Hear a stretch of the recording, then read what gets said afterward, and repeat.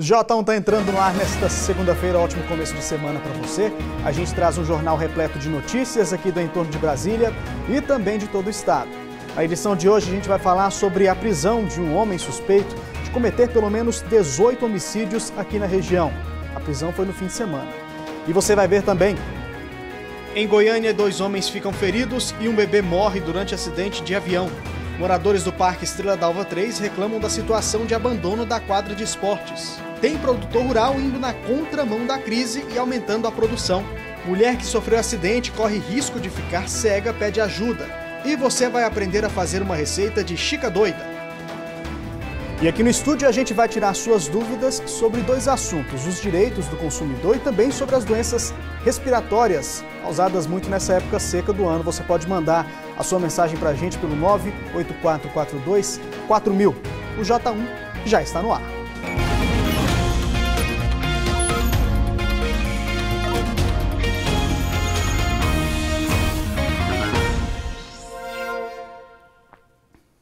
Ótima tarde para você. A gente começa essa edição falando com a informação de que aqui em Lusiânia a Polícia Militar prendeu um homem suspeito de ter cometido 18 homicídios na região. O foragido, segundo a polícia, se escondia nesta casa, perto do centro de Lusiânia. Alisson Cardoso Mendonça tinha 3 mandados de prisão em aberto e uma extensa ficha criminal. Ele foi preso durante um patrulhamento de rotina. Os policiais, ao avistarem esse veículo, começaram a fazer o cerco, né? Então, quando eles notaram que estavam sendo seguidos, eles adentraram uma residência, os policiais foram atrás e logo em seguida, quando eles perceberam que esses elementos começaram a pular muros, foi feito o cerco na região e culminou com a prisão do Alisson, vulgo Faustão. Alisson é suspeito de ter cometido 18 assassinatos, não só aqui em Goiás, mas em outros estados, como Minas Gerais. Só aqui em Lusiânia, ele fugiu 3 vezes do presídio. Com ele foi preso ainda Ramon Miranda Cardoso, que tem passagens pela polícia por roubos e furtos.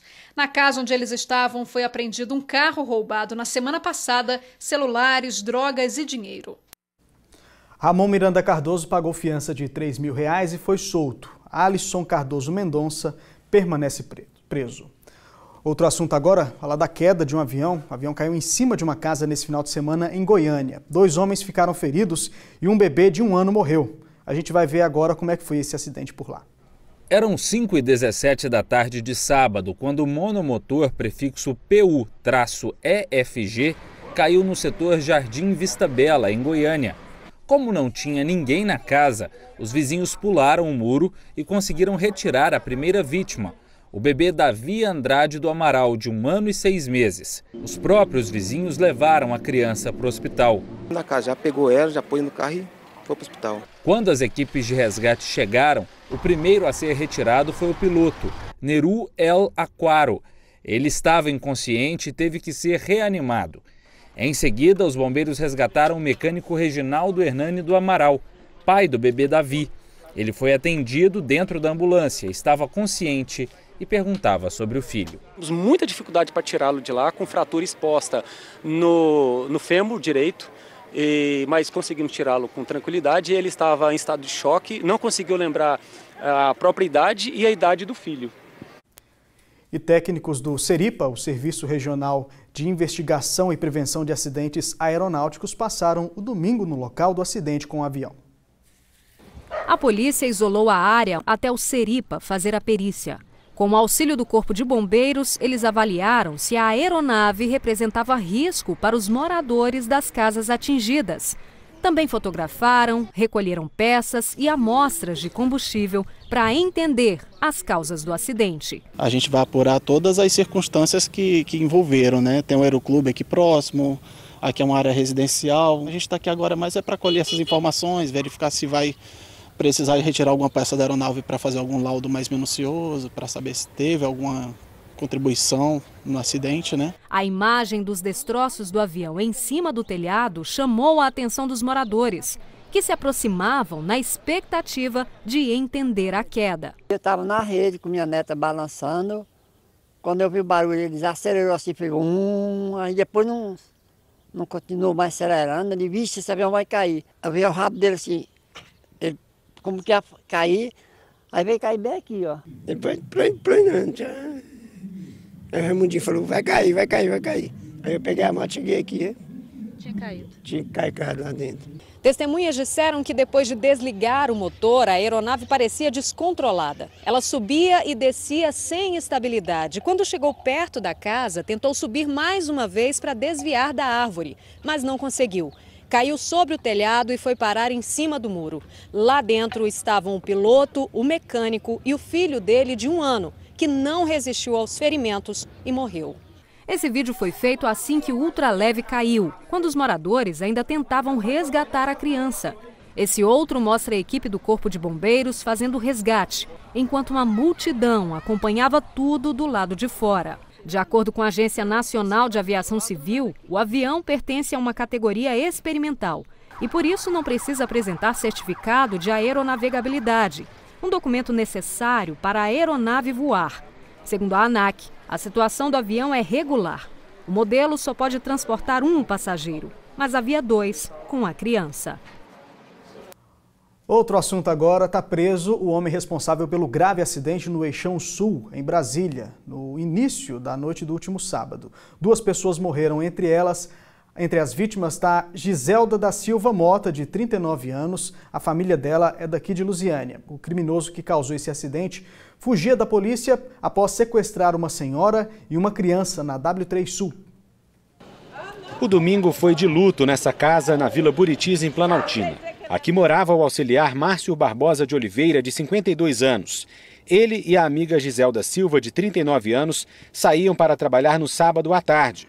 Mas a Kombi em que eles estavam foi atingida em cheio por um carro dirigido por um assaltante no Eixão Sul. Giselda e Márcio morreram na hora. A família dele não se conforma com a perda. Uma pessoa de bem, uma pessoa boa, uma pessoa que se dava bem com todo mundo. Todo mundo gostava dele. Falando. O acidente foi causado por Paulo Braz de Oliveira Júnior, de 23 anos. Cerca de 1 hora antes da tragédia no Eixão, Paulo havia roubado um relógio perto da 504 Sul. Ele estava numa moto que foi abandonada às pressas assim que o bandido viu uma viatura da PM. O criminoso então rendeu uma mulher e o sobrinho dela, de 6 anos, e fugiu no carro sequestrando as vítimas. Policiais militares começaram uma perseguição em alta velocidade pelo Eixão Sul. A PM chegou a dizer que houve troca de tiros, mas depois mudou a versão e disse que o assaltante possivelmente estava com uma arma falsa. Perto do acesso para o zoológico, o criminoso perdeu o controle do carro e atingiu a traseira da Kombi, que seguia no mesmo sentido. A Kombi então capotou várias vezes, invadiu a contramão e acabou atingindo um outro carro onde estavam 5 pessoas, incluindo uma criança de 7 anos. O casal, que estava na Kombi, foi arremessado para fora do carro. A senhora e o sobrinho de 6 anos, sequestrados por Paulo, sofreram ferimentos leves. As 5 pessoas no terceiro carro foram levadas para o hospital de base. Entre elas, um homem de 73 anos, socorrido em estado grave com sangramento na cabeça. O criminoso responsável por tudo isso já era interno do sistema prisional do DF. Paulo Braz de Oliveira Júnior foi preso em 2016 e condenado a 8 anos de prisão por fazer parte de uma quadrilha que roubava relógios de luxo. Mas em março desse ano, Paulo foi transferido para o regime semiaberto e autorizado pela Justiça a deixar a cadeia durante os saidões. Na última sexta-feira, saiu daqui do Centro de Progressão Penitenciária no CIA, beneficiado pelo saidão do Dia dos Pais. Ainda no local do acidente, Paulo foi preso em flagrante e levado para a delegacia da Asa Sul. Além de perder o direito ao saidão e voltar para o regime fechado, ele deve responder agora por assalto, sequestro e acidente de trânsito com morte. O comandante responsável por toda a operação falou sobre a gravidade da conduta do criminoso. Infelizmente a lei ela tem esses benefícios da lei e o preso utilizou disso. Saiu ontem e hoje já estava cometendo um crime e cometeu toda essa confusão aí que a gente está vendo aí. Nem sei explicar, é muito triste, né? A pessoa sair para vir destruir a família, porque destruiu uma família, é verdade. É um caso claro que só mostra as fragilidades das nossas leis, né? Como você viu na reportagem, Paulo Braz Júnior, o homem que causou esse acidente, cumpria a pena em regime semiaberto, mas deixou a prisão na última sexta-feira, beneficiado pelo saidão do Dia dos Pais. Hoje pela manhã aconteceu a audiência de custódia do detento. O juiz vai decidir a punição do criminoso, que já cumpre pena em regime semiaberto. Ontem foi Dia dos Pais e quem deixou para comprar o presente em cima da hora muitas vezes acaba comprando o tamanho errado, a cor errada, né? Será que é possível fazer essa troca de presente agora, essa altura do campeonato? Quem tem a resposta para a gente é a repórter Thalia Santos. Boa tarde para você, Thalia. Olá, boa tarde, Anderson. Boa tarde para todos que estão nos acompanhando. É possível sim, e é inclusive um direito do consumidor, mas é claro que é preciso ficar atento a algumas regras. Nem sempre o estabelecimento é obrigado a fazer essa troca. Para tirar algumas dúvidas, eu vou conversar agora com o Diego Fernandes, que é advogado e especialista em direito do consumidor. Inclusive, quem tiver alguma pergunta em casa referente a esse assunto, a troca de presentes, pode mandar também a pergunta pelo nosso WhatsApp, que está aí na tela, é o 984424000. Diego, obrigado pela sua participação aqui no J1. Vou começar com uma pergunta clássica. O pai ontem recebeu o presente, não gostou de repente da cor, não ficou muito bacana. Pode trocar? Boa tarde. Boa tarde. É importante destacar que a loja ela não tem uma obrigação legal de trocar um produto, a não ser que esse produto esteja com defeito. Caso a loja aplique um bônus ao consumidor para ele trocar esse produto, se ele estiver pequeno, por exemplo, pode trocar, mas só se tiver com defeito que a loja tem obrigação legal de trocar. Ou seja, a pessoa foi comprar, a atendente falou, olha, se não ficar bom pode voltar e trocar, aí tudo bem. Sim, exatamente. A loja ela tem a obrigação de trocar se for uma compra efetuada fora do estabelecimento comercial ou pela internet, que o consumidor tem até 7 dias para desistir da compra. E no caso de algum defeito, tem um prazo também? É preciso trocar o quanto antes? Sim, caso o produto esteja com defeito, o consumidor deve procurar a loja, entregar o produto, e a loja tem um prazo de 30 dias para sanar esse vício, esse defeito. Mas qual o prazo para a pessoa levar até a loja? Pode levar daqui a uma semana? Sim. A partir do momento que o defeito é constatado, o consumidor pode levar lá na loja. E no caso, então, o senhor falou também de produtos vendidos pela internet. Aí as regras são um pouco diferentes. Como é que funcionam? Sim, pela internet, caso o produto seja comprado fora do estabelecimento comercial, pelo telefone, ou diretamente pela internet, o consumidor pode desistir da compra sem justificativa. Não precisa de ter justificativa para desistir. Isso então dentro desse prazo? Sim, dentro desse prazo. E quando esse direito do consumidor ele não é respeitado? Por exemplo, o pai ganhou um produto de repente eletrônico, não está funcionando, foi à loja e não querem trocar. Se isso acontecer, quem que a pessoa pode recorrer? É importante o consumidor procurar primeiramente o PROCON, né? A gente tem também o SAC, também, o Sistema de Atendimento ao Consumidor, e deixar registrado para caso ele ingresse com ação judicial, ele comprove à justiça que ele tentou resolver pelas vias administrativas. E aí precisa levar que tipo de documento, que tipo de comprovação? A nota fiscal do produto, que é muito importante, e os documentos pessoais.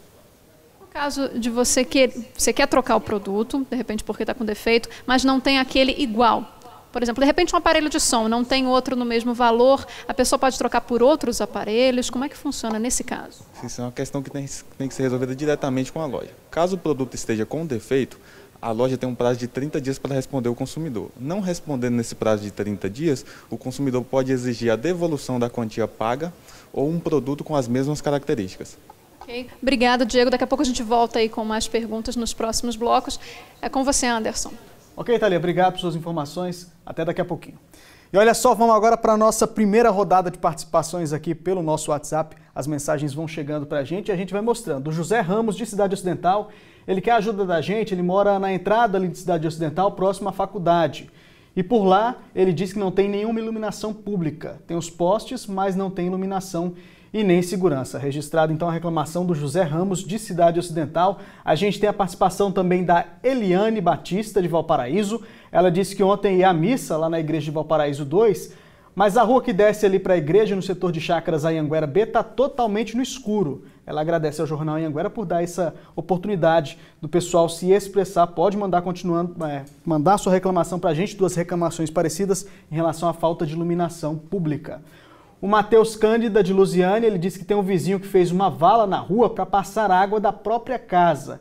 Ele foi na Secretaria de Postura, mas até agora ninguém resolveu o problema. Eles dizem que o carro da Secretaria está quebrado. Vamos ver a foto que ele mandou aqui para a gente?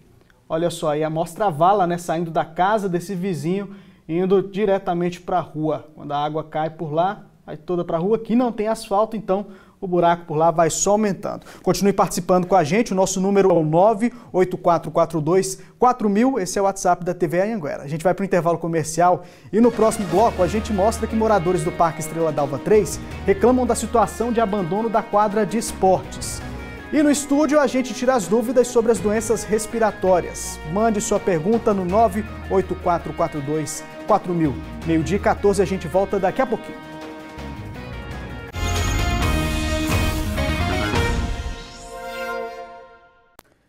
O J1 está de volta, a gente fala agora que moradores do Parque Estrela d'Alva 3 reclamam da situação do abandono de uma quadra de esportes. São traves quebradas, refletores que não funcionam, o que acaba impedindo o pessoal de jogar o futebol por lá, né? Nós já estivemos no local há 3 meses e o repórter Pablo Lemos mostra agora pra gente o que mudou. Boa tarde, Pablo. Isso mesmo, Anderson. Nada mudou por aqui nesses 3 meses. A quadra está do mesmo jeito. Os moradores não viram nenhuma movimentação por aqui, nenhuma melhoria feita na quadra. Dá só uma olhadinha nessas imagens que nós fizemos. A trave que fica do outro lado veio parar aqui, está toda destruída. É ferrugem para tudo quanto é lado. As 2 entradas estão abertas, não tem uma grade, não tem nada disso por aqui. Eu começo conversando com o Antônio, que é pai do Lucas. Eles utilizam aqui a quadra. É a única quadra do bairro para todos os moradores. Antônio, nada, nenhuma movimentação, é isso mesmo? É isso mesmo. Nada até agora e esse é o único local que a gente tem de benefício para os rapazes aí brincar, né? E até agora, né, a movimentação, você vê tudo destruído aí e tem que ter uma providência, né? Porque desse jeito não dá, né? O pessoal costumava ficar até tarde jogando bola por aqui e não tem como, né? Porque não tem mais luz também. Isso, eu tenho até um outro filho que tem 19 anos, agora está no exército, ele ficava até 9, 10 horas, 11 horas aí jogando, quando tinha iluminação. Hoje não tem como, né? Porque sem iluminação, como é que vai ficar, né? Pois é. Lucas, vocês utilizavam sempre aqui a quadra. Como é que era antes? Tinha até escolinha de futebol, né? Tinha, aqui tinha uma escolinha de futebol, foi coordenada pelo... Eu não lembro muito bem o nome dele, mas ele dava aula de escolinha aqui pra gente direto. Juntava muita gente aqui à tarde também pra jogar com eles. Aí era bem melhor antes, porque aí hoje em dia com as traves todas destruídas assim não dá, né, pra jogar. Nós queremos jogar todo dia assim, chama as pessoas e fala, não vou jogar não, a quadra tá toda quebrada, mas não dá pra jogar mais assim não. Olha, e aqui atrás tem uma creche. O Antônio estava falando para mim que por causa da situação da quadra as crianças nem têm como utilizar. Até evento esportivo já teve aqui e não tem como nessas condições, né, Lucas? Não tem como mesmo. Aqui já teve muito evento de vôlei, futebol aqui já, mas como é que é? Hoje em dia não dá para jogar desse jeito aqui, né? Nem para ter evento. Já teve evento, como é que é o nome? Bazar aqui, muitas pessoas vinham aqui vender essas coisas. Todo mundo da comunidade participava? Muita gente aqui da comunidade participava dessas coisas aqui, coisa da igreja também, vinha muito aqui para jogar bola, todo mundo. Agora realmente não tem como, porque olha só, dá só uma olhada na condição dessa trave. Olha aqui embaixo, Lourenço, mostra pra gente. Essas pontas aqui enferrujadas colocam em risco a vida das crianças que forem utilizar a quadra, realmente não tem como, é uma situação muito difícil. Pois é, quadra quebrada, como ele disse também, e sem segurança, porque ela fica à mercê de qualquer pessoa, até mesmo usuários de droga. Vocês se sentem seguros para vir jogar bola aqui, dependendo da hora, né? Muito. Tem muitos usuários de droga de noite, não tem segurança mais na quadra, as luzes cortadas, não tem como jogar bola até de noite. Refletor até tem, só não tem a luz porque a Celg cortou no início do ano, não é isso? Sim, a Celg cortou, vieram aqui na... O menino subiu até no porte, ligou a luz, ela veio e cortou de novo. Olha só, é uma quadra grande, como a gente pode ver. Mostra um pouquinho pra gente, Lourenço, a dimensão da quadra. Ela é coberta, a gente está vendo que ela é coberta, mas tem sérios problemas. Tem todos os refletores aí, mas não tem luz, porque a Celg cortou a luz. É ferrugem, as grades estão cortadas, é sujeira, falta pintura. Realmente é um descaso, é a única quadra que atende os moradores aqui do bairro. Eles se sentem abandonados com isso. É a única área de lazer de vocês aqui, né? Não tem mais como brincar aqui assim, né? É só essa diversão que nós temos por aqui, não tem outro lugar e os caras ainda destroem assim, não tem nem como jogar. Aí a gente joga assim, mais para de manhã, quando vai anoitecendo, não tem nem como mais jogar. Agora, o Antônio, pai do Lucas, que a gente conversou logo no início, diz pra gente que seria muito importante se tivesse alguém do bairro, talvez o presidente da Associação de Moradores, que ficasse responsável pela quadra, né? Tivesse uma chave, um cadeado, que pudesse trancar e cuidar e zelar pela quadra, né, Antônio? Sim, evitaria de entrar alguém que, assim, para destruir, né? Porque isso é um bem de todo mundo, né? Não é justo alguém chegar aqui e não quer nada e ir lá e destruir, né? Tá certo. Muito obrigado, Antônio. Muito obrigado, meninos, pela participação de vocês. A gente aguarda, então, uma resposta da Prefeitura. Há 3 meses nós estivemos aqui mostrando esse problema e, segundo os moradores, nada aconteceu desde então, nenhuma movimentação da Prefeitura por aqui e tudo que eles querem é o lazer deles de volta, é poder se divertir aqui com segurança e, claro, com uma quadra decente para todo mundo. Anderson. Ok, Pablo, obrigado por suas informações, bom trabalho para você. Infelizmente é um problema que a gente mostra várias e várias vezes aqui no J1 e nada de solução, né? Olha só, a Secretaria Municipal de Esportes informou que vai enviar uma equipe ao local para ver a situação da quadra. A situação a gente acabou de mostrar, né? Nada está funcionando por lá. O que os moradores querem é realmente uma solução para esse problema. A gente vai continuar, claro, de cima e mostrando todas as reclamações aqui no J1. Bora falar de saúde agora. Nessa época do ano, com o tempo seco e a queda na umidade do ar, é comum o surgimento de doenças respiratórias. E para falar um pouco sobre esse assunto, eu converso agora aqui no estúdio do J1 com o clínico geral, Antônio Altino Júnior. Doutor, obrigado por ter vindo. Obrigado. Uma ótima tarde para o senhor. Igualmente. Então, nessa época do ano, essas doenças aí, elas aparecem com mais frequência, né? Sim, o que acontece? Essas épocas do ano, por aparecimento das queimadas, surgem as doenças que dificultam a parte respiratória, até mesmo com a umidade do ar que é baixa, faz com que as gotículas de ar dificultam que a pessoa troque gasosa. Então essas épocas são rotineiras nos consultórios. Quais são as doenças que mais surgem durante esse tempo seco? Certo. As doenças que mais acometem nesse tempo seco são as doenças como rinite alérgica, né? A sinusite, até mesmo bronquite. E aquelas crianças que já são asmáticos tendem a ter uma perspectiva um pouco maior. Uhum. E aí a pessoa sentiu esses sintomas aí, a primeira coisa é procurar ajuda médica, né? Isso. A pessoa tem uma dificuldade respiratória, uma obstrução para poder respirar, aquela coriza, famosa congestão nasal, tosse frequente, até mesmo dor na garganta, deve sim procurar uma unidade de saúde para poder fazer uma anamnese para verificar se realmente houve um agravo. Bora lá, então, o doutor está aqui para responder as perguntas aí de casa. Eu já recebi algumas aqui. Doutor Aneide Pereira, do Jardim São Paulo, ela disse que tem rinite alérgica, justamente isso que a gente acabou de falar, né? E já não sabe mais o que fazer, pois todos os recursos possíveis foram usados. Ela quer saber se mel de abelha e o própolis podem ajudar nesse caso. Alguns fitoterápicos, ele pode auxiliar uma profilaxia, ou seja, uma prevenção. Entretanto, não é um tratamento definitivo. O que acontece com a rinite alérgica, alguns exposição de alguns poluentes, até mesmo produtos de limpeza, uma casa fechada que tem bastante poeira, animais podem fazer com que aumente, porque somente o mel próprio não vai ser um tratamento definitivo. Tá certo. Tem pergunta aqui também da Tainara, do setor Fumal. Ela disse que o filho dela nasceu prematuro, de 6 meses, e ele tem problema para respirar. O que pode fazer nesse tempo seco para amenizar essa situação? Uma criança com essa idade de 6 meses até 3 anos, geralmente é uma bronquiolite, são inflamações do pulmão, né? Onde você tem dificuldade para a respiratória. Algumas dicas que devem ser feitas, algumas crendices falam para usar uma toalha, mas o melhor mesmo é um balde com água, um umidificador, arejar bastante o quarto, trocar roupas de cama frequentemente, para diminuir esse agravo com alguns alérgicos, tanto bactérias como vírus ou fungos. A poeira é frequente e atrapalha bastante. Tem pessoas que acabam molhando a frente de sua casa, onde não é asfaltado, mas a verdade é você fazer um balde com água ajuda bastante. Com o umidificador não tem como fazer limpeza constante. Por falar em poeira, tem uma mensagem aqui do Carlos, que ele mora lá no Luzília Park. Ele quer saber se o uso de um remédio chamado beclosol nasal, se isso aí altera a pressão do paciente. O que acontece? Se é antialérgico e um corticoide, ele vai aliviar o contato com esses agentes regressivos. Alguns pacientes com doenças crônicas podem sim alterar porque ele é metabolizado no fígado e no rim. Então pode causar aumento sim, de níveis pressóricos. Doutor, tem várias outras perguntas aqui. Eu peço que o senhor continue com a gente, que no próximo bloco a gente volta a falar sobre esse assunto. Agradeço. Que chama a atenção aí de muita gente. Sim, obrigado. Obrigado por enquanto.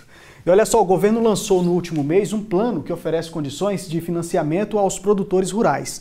Tem produtor indo na contramão da crise e até aumentando a produção. O Robert e o Ricardo são irmãos. Eles moram e trabalham nesta fazenda em Valparaíso, região leste do estado. É aqui que eles começaram uma nova vida. Eu sempre trabalhei com isso, né? Nasci e me criei mexendo com gado, plantação, criação. Isso lá no interior de Minas.